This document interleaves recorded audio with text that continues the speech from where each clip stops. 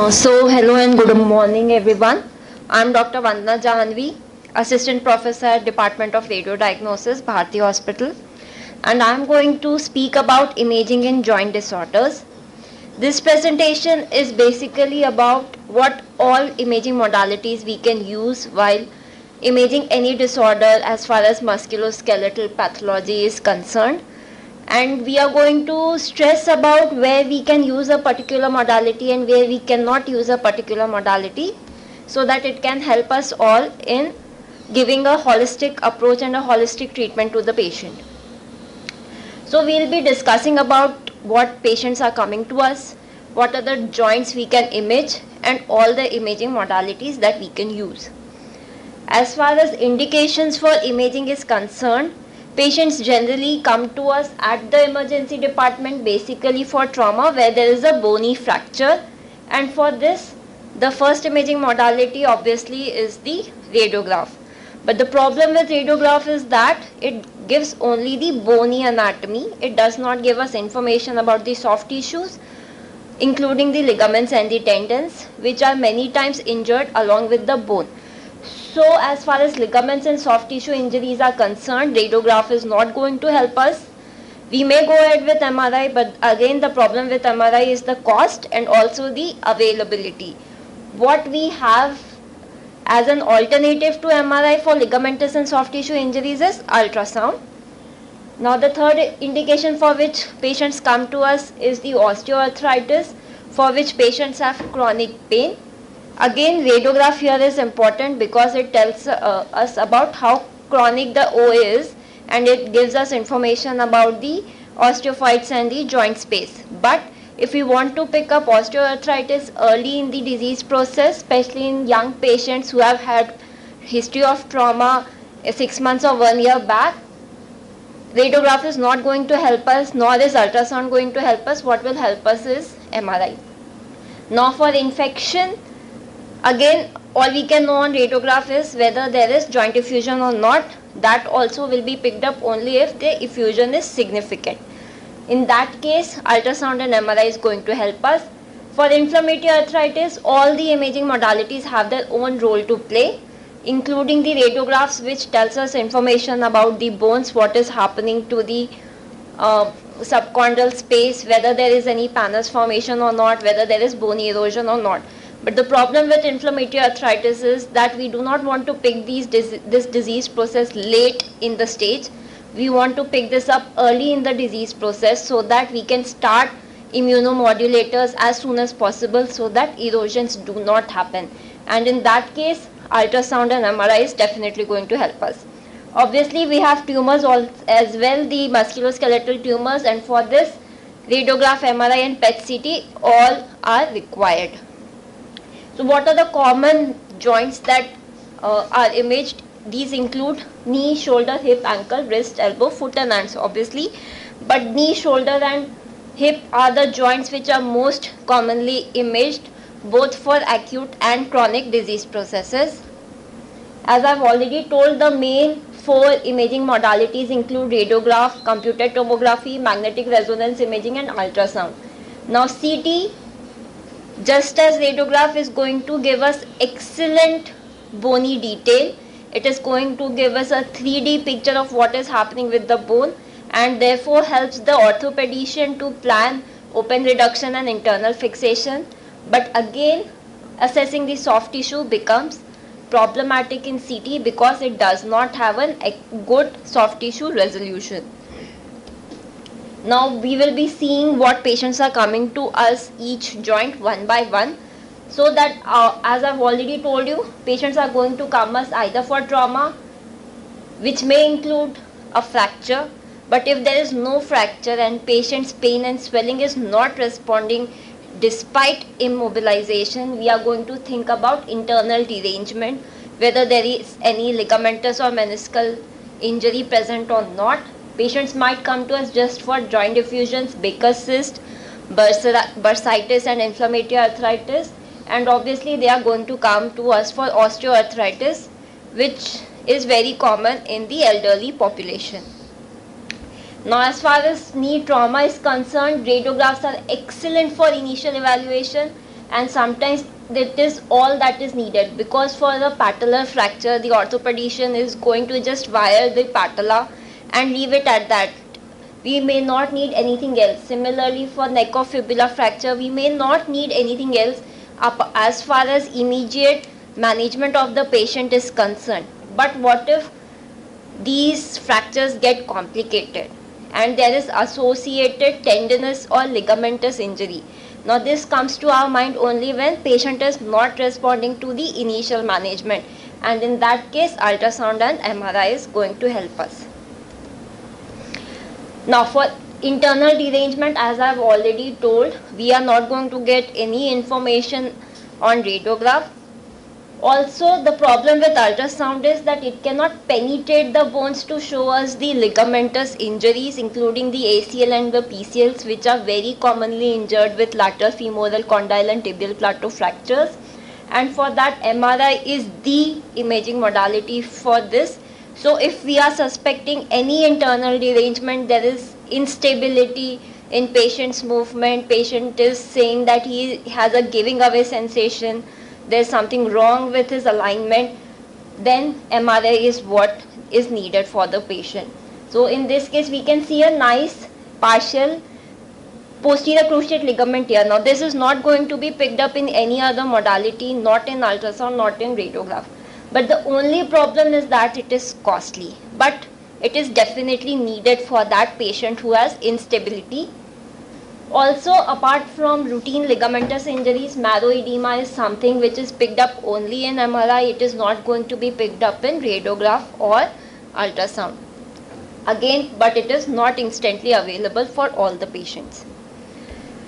Now, where is the role of ultrasound in knee trauma? It is in evaluating ligamentous and tendinous injuries and also in evaluating avulsion injuries. Now for ligament injuries, we can have a good look at the medial and lateral collateral ligaments, but not the anterior or the posterior cruciate ligaments, nor the menisci, because the ultrasound is not going to penetrate through the bone to show us what is happening in the joint.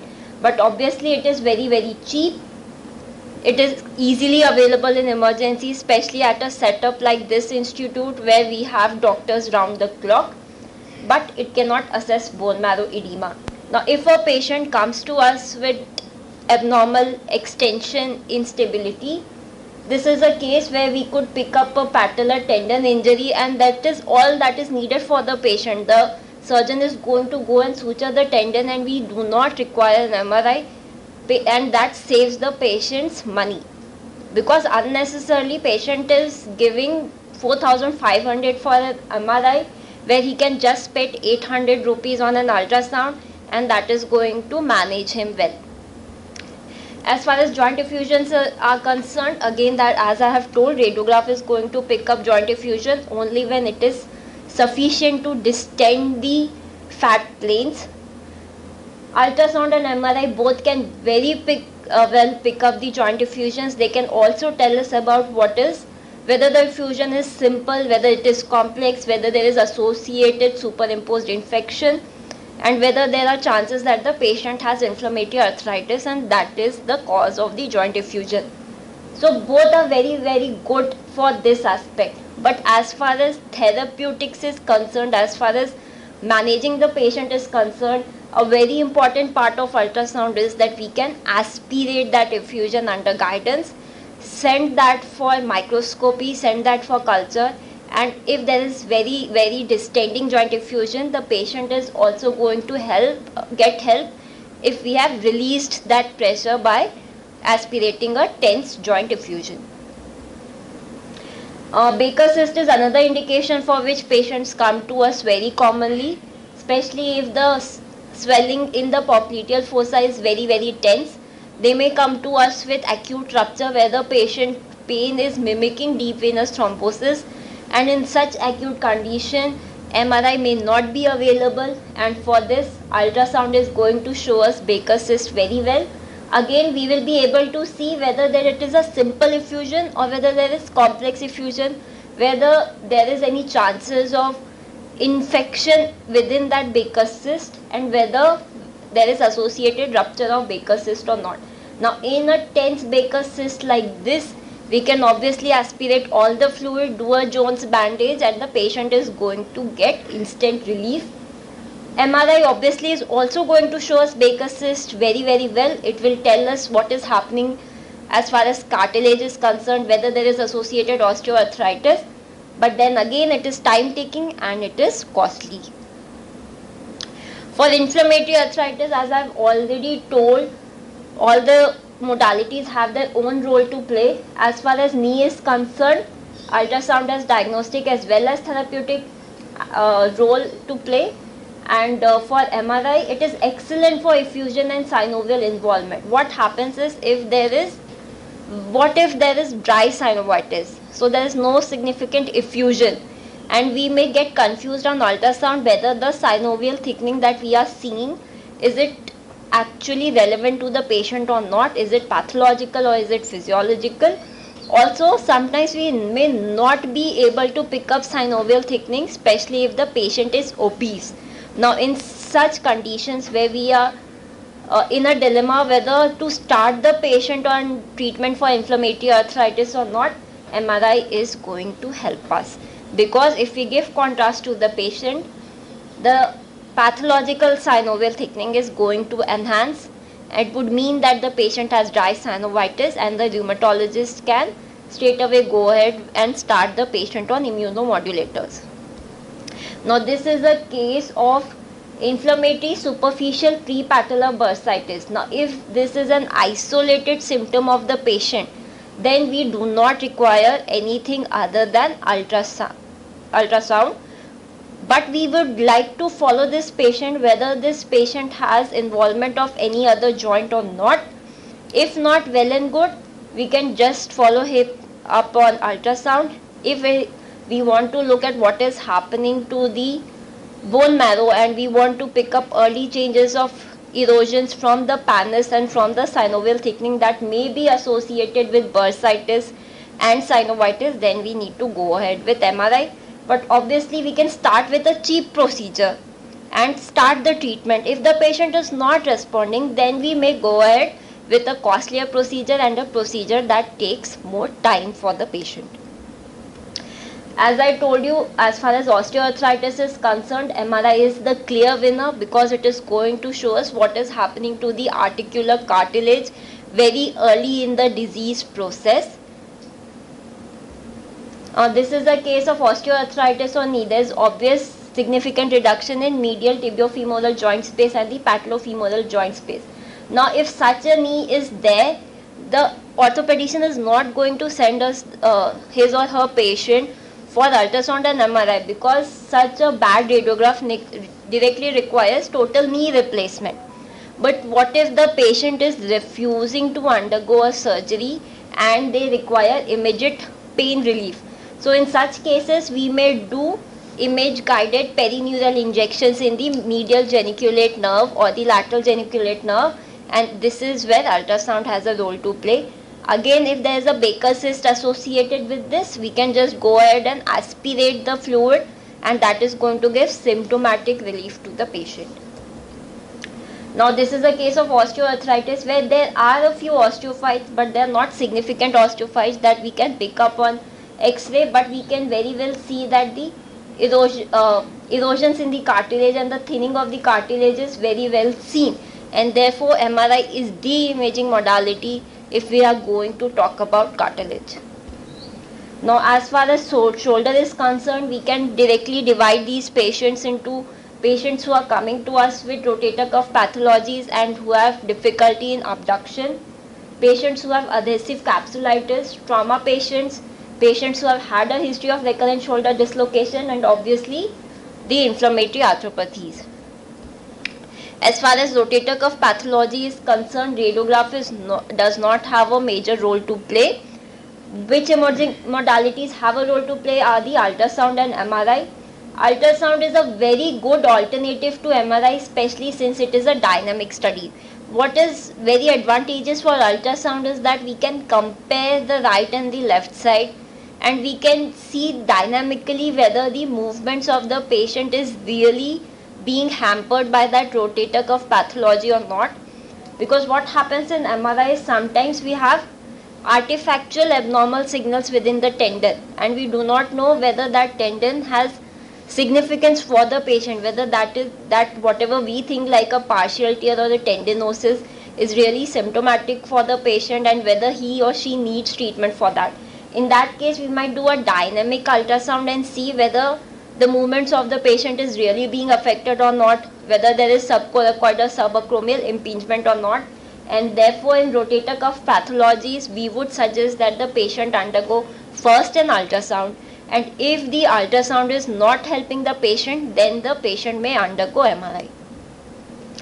I think this loop is not, so this is a case of supraspinatus tendinosis. We can see that the tendon is very bulky and there is abnormal black signal within the tendon. This is normal, but this is abnormal. So this was a case of tendinosis. Now as far as tendinosis is concerned, patient just needs physiotherapy. That patient is not going to require surgery. So why waste 4,500 rupees to diagnose something that is already seen on a modality that costs the patient only 800 rupees? Because this patient is going to require long-term physiotherapy and shoulder rehabilitation. So it is better to spend that much amount of money on the patient's management on physiotherapy rather than spending that money on MRI, especially if the rotator cuff tendinosis is concerned in elderly patients, because as it is, they just want their routine activities to continue. They are not going to play, they are not going to do anything else. They just want to lead a routine life and they are not very active players. So in such cases, in elderly population, ultrasound is what should be done as far as rotator cuff is concerned. Moving on to non-rotator cuff pathologies, again radiograph is good for bony anatomy but nothing else. Ultrasound is going to help us to look for posterior glenohumeral joint effusions and acromioclavicular joint disease, but as far as labral degeneration and labral tears are concerned, ultrasound is not going to show all of these pathologies, and therefore MRI is excellent as far as non-rotator cuff pathologies are concerned, and especially if we are focusing on marrow edema and labral evaluation. Moving on to adhesive capsulitis, these patients come to us with sudden decrease in the range of motion and acute pain. Radiograph has no role to play here. MRI is excellent because we are going to actually see abnormal thickening of the glenohumeral ligament and abnormal inflammatory soft tissue in the rotator interval, which is causing pain and symptoms to the patient. But what alternative do we have is an ultrasound, which is a good dynamic study. I'll just show this.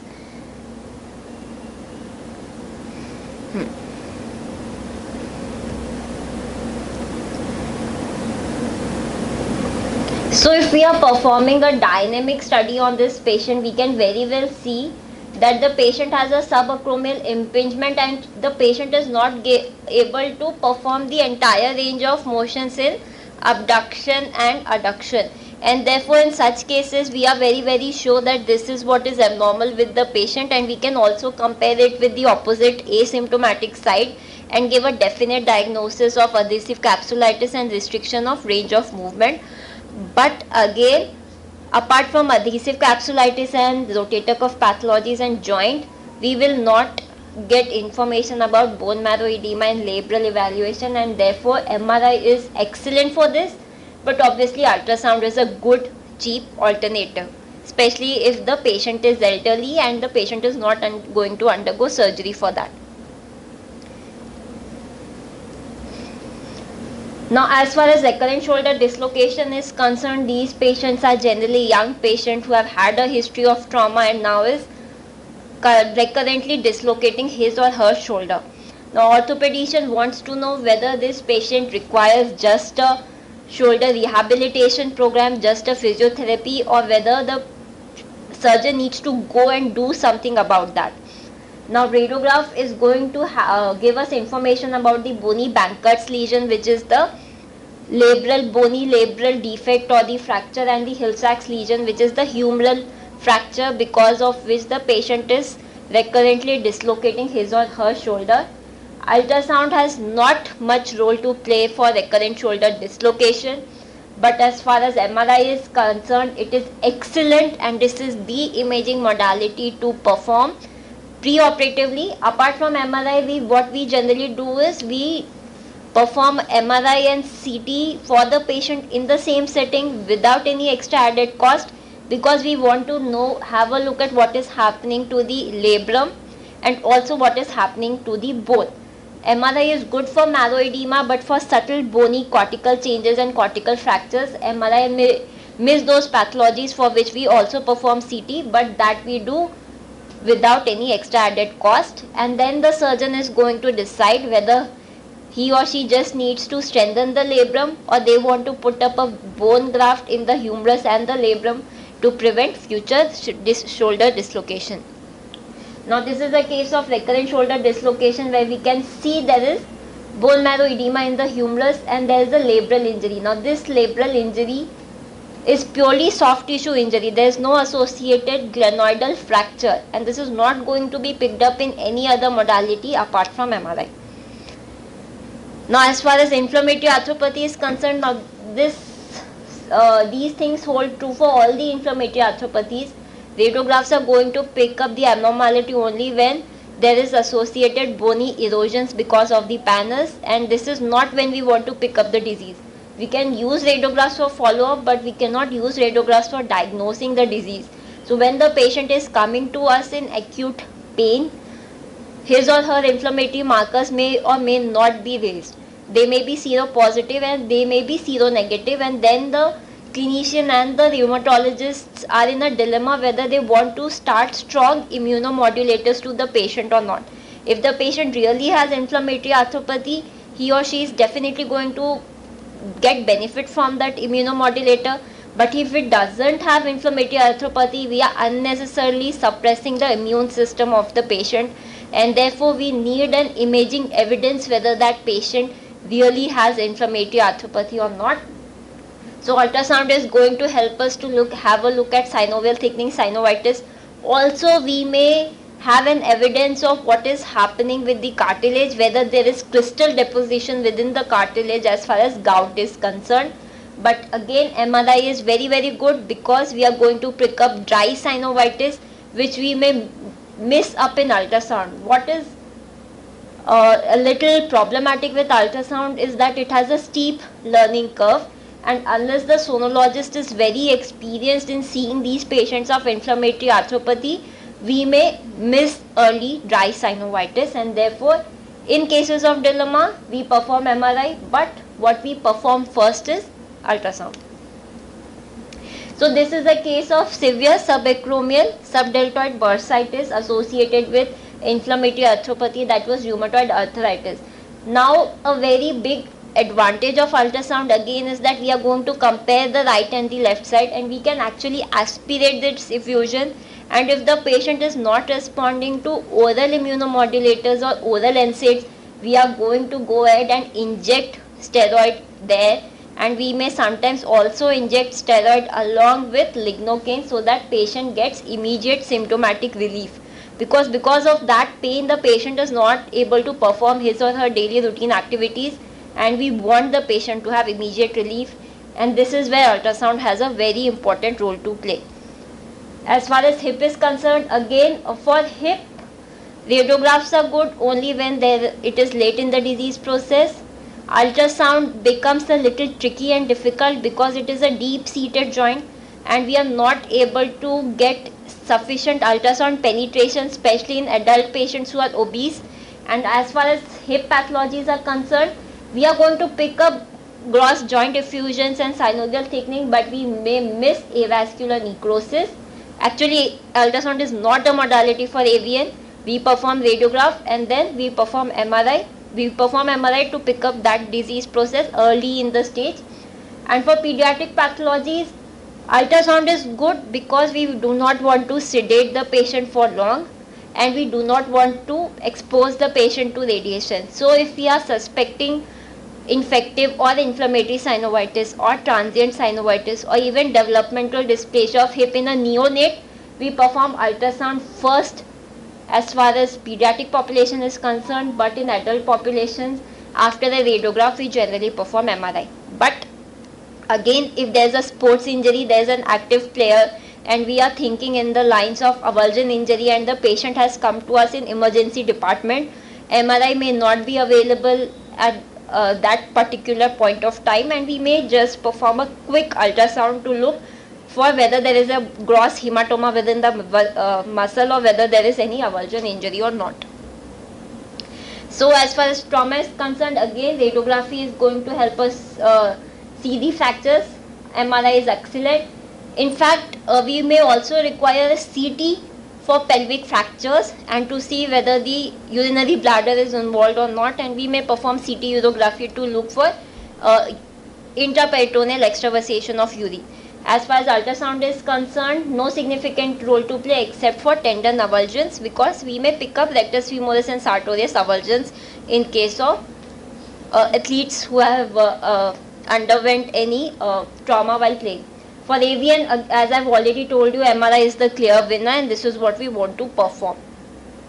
So this was a case of AVN which had only subtle findings in the radiograph, but we can see that on this side, on the right side, there is clear-cut abnormal signal in the right femoral head along with marrow edema, and therefore the patient is going to be started on treatment for AVN. As for synovitis, as I have already said so many times, for any other joint, also that holds true. Ultrasound is good if there is significant joint effusion, significant synovial thickening, and if we want to aspirate that fluid or inject steroid or any lignocaine into that joint. But MRI is excellent because we can give contrast and see whether that synovium is thick, enhancing or not, and we would know whether that synovitis is in active inflammatory stage or not. So this was a case of synovitis on the right side, was a known case of seronegative spondyloarthropathy. But the thing is that this was already picked on ultrasound. So ultrasound was done first for this patient, the synovial thickening and the fluid was already picked up on ultrasound. What we were not able to pick was there was some enthesitis along the lesser trochanter. This was so because the patient was around 15 or 16 years of age, and we could not get sufficient penetration of the ultrasound waves, and they were subtle in nature, and therefore if we are suspecting enthesitis, we may perform ultrasound first, but for early subtle findings, MRI is the clear winner. As far as ankle is concerned, again in case of trauma, we first perform radiograph, but sometimes patients just have ligamentous injury, ATFL tears, deltoid or spring ligament injuries. So after performing a radiograph, sometimes the patient just undergoes immobilization in a cast for 6 weeks. What if the patient's pain and swelling has not reduced and there was no significant fracture on radiograph initially? What we want to look at is whether the patient has a ligamentous injury, whether there is spring ligament, deltoid ligament, or a talofibular ligament injury. MRI is obviously the excellent imaging modality which is going to give us information about this. But what happens is that sometimes in a chronic injury, the ligament has healed partially. So we are seeing abnormality within the ligament, but we do not know whether that is dynamically significant for the patient and whether that abnormality is really causing instability to the patient and whether this needs to be treated or not. And therefore in this case we may perform ultrasound and see for the dynamic nature of the tear, because we do inversion and eversion and look for opening up of the joint space, which is going to tell us that this particularly thickened ligament has partially healed, but it is not functioning properly and something needs to be done for the patient. So this was a case of ATFL avulsion tear. There was a very small bony fragment which was not picked up on radiograph, but we could clearly see that the ligament itself is thickened and abnormal and there is a small bony fracture, and therefore in such cases ultrasound has a very big role to play. For synovitis, whatever I have told you up till now holds true also for the ankle joint, and therefore I am going to skip this. I'll just show a case where the patient had sudden snap while cycling and since then he had difficulty in walking. Now what we could see on radiograph was there a calcific focus within the radiograph, and the normal soft tissue shadow of the Achilles tendon was a little blurred. Now we did ultrasound for this patient. The patient obviously had calcific tendinitis of the Achilles tendon, but what he also had was a tear in the Achilles tendon, which we could tell only on ultrasound, and patient did not need MRI and patient was treated for it. Now this again is a case of a 14.5-year-old boy who was known HLA-B27 positive, was being treated for seronegative spondyloarthropathy, or the pediatric version of the seronegative spondyloarthropathy, but he was not responding to therapy at most joints. He had bilateral ankle pain, left ankle pain, and knee pain as well. Now the problem with such patients is that we cannot perform MRI for each and every joint, especially in polyarthritis cases, and we cannot perform MRI each and every time patient comes to us. So in such cases we want to perform an ultrasound which is very safe, and also we can see multiple joints at the same time. So this was the radiograph of the patient. We can see that there is little bit of blurring.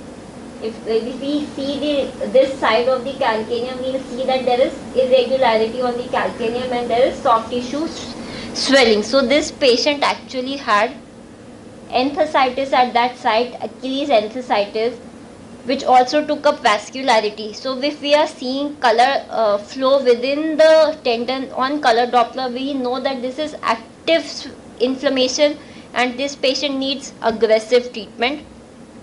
The patient also had retrocalcaneal bursitis, and therefore we also imaged that patient for the opposite ankle and the knee, and the patient also had synovitis and the enthesitis at other joints as well. Now this was a case of a 40-year-old female patient who had significant pain in the posterior aspect of the ankle. Now this was a retrocalcaneal bursitis. Now for retrocalcaneal bursitis, patients may be started on NSAIDs, but the patient was very acute, the pain was very acute, and the patient was not able to walk properly.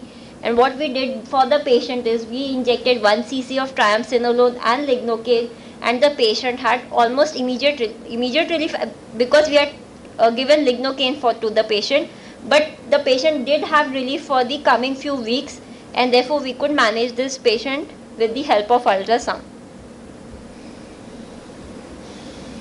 Okay, now this was a case of basically Haglund's deformity, which is actually a posterior superior calcaneal spur causing changes in the Achilles tendon, and the patient has acute pain in the posterior aspect of his ankle.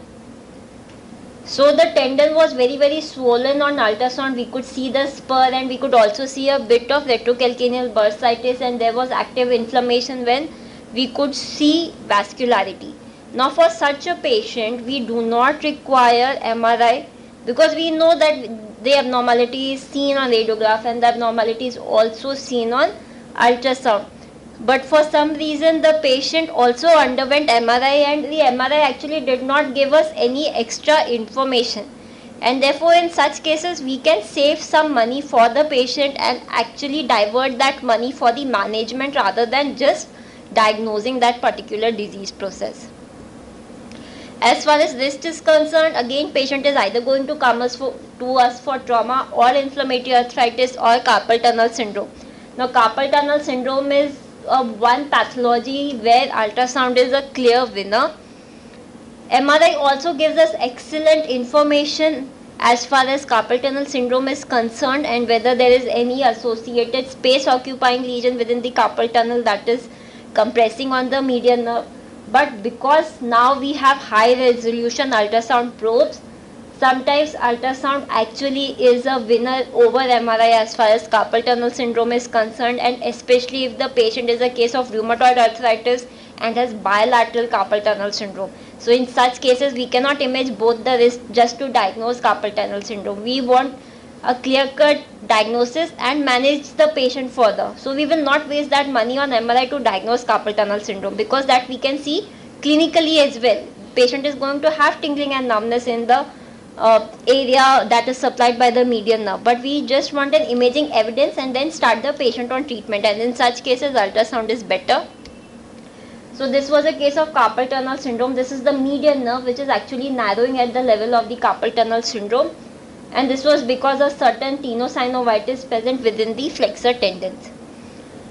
As far as trauma is concerned, ultrasound is good for evaluation of early ligaments and the tendons, that is extensor pollicis longus and the flexor pollicis tendons, because we can follow the muscle and the tendon right from the origin to the insertion. But sometimes the surgeon also require MRI so that they can have an idea about what is actually happening in a static investigation. But what we can do for ligamentous injuries is we can start with ultrasound. If there are minor injuries and the patient is not much symptomatic, he or she is not going to need surgery, then we may not perform MRI. But if we are thinking along the lines of the surgery, then patient may need MRI after an ultrasound. Inflammatory arthropathy, what happens in the wrist also happens in the other joints, so I am going to skip this. Now, but what happens if the patient has swelling and pain only in one aspect of the wrist? Now, this was a patient who actually was performing a lot of household work, and suddenly she had developed pain in the dorsal compartment on the radial aspect. Now, this was a case where the tendons of the abductor pollicis longus and the extensor pollicis brevis were swollen, and there was synovial sheath thickening, and there was vascularity around that tendons, and it was a case of dequervain tenosynovitis. Now, for such patients, we may not perform MRI. Why to perform MRI where we are already diagnosing this patient on ultrasound, and we can start the patient on NSAIDs, or we may even inject steroid around the tendon sheath so that the patient has immediate relief. Again, this was a case of ganglion cyst. So, ganglion cyst is something that we all very commonly see. Patient comes to us with a small swelling. Now, that may or may not be hampering patient's routine activities like writing. So, if the patient's routine activities are not being hampered, we just want to know a diagnosis whether it is definitely ganglion cyst or not, and whether there is any associated tear of the scapholunate ligament or the lunotriquetral ligament. So, in such cases, to confirm the diagnosis before going ahead and removing that ganglion, we may just perform an ultrasound rather than a costly investigation, that is MRI. Again, as far as elbow is concerned, patients come to us with cubital tunnel syndrome, features of tennis elbow, that is lateral epicondylitis of the humerus, trauma, and for inflammatory arthritis. As far as cubital tunnel is concerned, I would say that the ultrasound is very, very good, because we can compare with contralateral side, but sometimes we may miss certain things which we pick up in MRI. But again, as far as nerve is concerned, we can see what is happening to the nerve in flexion and in extension, whether there is any dynamic entrapment happening, and we can go ahead and do an image guided perineural steroid injection to give immediate relief to the patient. This was a case of tennis elbow. Now, someone who is very frequently using his or elbow and is a worker, and they have a pain in the lateral epicondylitis, and they are not able to afford a very costly investigation like MRI, ultrasound is a very good alternative, because it is going to show us significant thickening of the common extensor origin, and the patient may be started on treatment without wasting money on MRI. As far as trauma is concerned, radiographs and ultrasound are better, but what I want to say is that there are certain ligamentous injuries or tendinous avulsion injuries that we can pick up on ultrasound immediately when the patient is coming to the emergency department, and we may not wait and do an MRI for the patient. So, inflammatory arthropathies I am going to skip for the elbow. Now, these are the miscellaneous pathologies, the foreign body and the tumors. As far as tumors are concerned, we all know that patient, obviously for a bony tumor, patient needs a radiograph to begin with. He or she needs an MRI to see what is exactly is the extent of the lesion. He may require a CT of the thorax and abdomen to look for any metastasis, and obviously most of these patients also undergo whole body PET to look for metastatic lesions. As far as foreign body is concerned, sometimes we do not know whether that foreign body is metallic or wood, or and therefore it may not be picked up on radiograph. If it is a metallic foreign body, it will definitely be picked up on radiograph or a CT. But what if it is a small splinter? Then what we need to do for that patient is we will perform an ultrasound, and that foreign body will be picked up on ultrasound, and we will also be able to say whether that foreign body is causing any complication or not, whether there is any associated abscess, and whether that foreign body is impinging on the adjacent tendons, ligaments or nerves. And therefore I would suggest that for foreign body, as far as foreign body is concerned, ultrasound is what should be performed for this patient. So this was a case of a 30-year-old farmer who had a thorn prick injury about 15 days back and was now complaining of pain and swelling over anterior aspect of the ankle. Now radiograph obviously could not pick anything, but what we could see was a nice white linear foreign body which was associated with soft tissue swelling around that foreign body, and it was just superficial to the tibialis anterior tendon. It had not penetrated it. So if we give such an information to the surgeon, we may also point where we are seeing the foreign body on the skin, and the surgeon is going to just go give an insertion and take out that foreign body. So as far as foreign body is concerned, the ultrasound is the study of choice for radiolucent foreign bodies. So the take home message from this presentation would be that radiographs are definitely excellent for initial evaluation. It is available everywhere. They are very cheap. Ultrasound is good for effusion, synovitis, tendons and ligaments. Again, they are very cheap, but the only problem is that we need skilled sonologists who, because this has a steep learning curve, but again, as this is a dynamic procedure and as we can compare right and left side, and if the patient has problems in multiple joints, then this is what we want to do for the patient. But as far as evaluation of the bone marrow, cartilage and internal ligaments and tendons is concerned, MRI is a clear winner. We at Bharti have all the imaging modalities. We have CT, which is now being installed, that is 128 slice CT.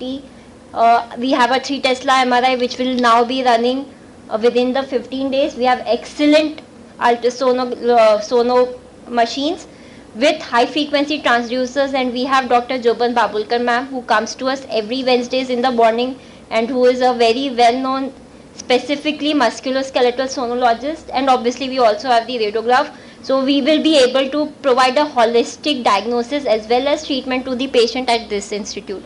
I would like to finish here. Thank you.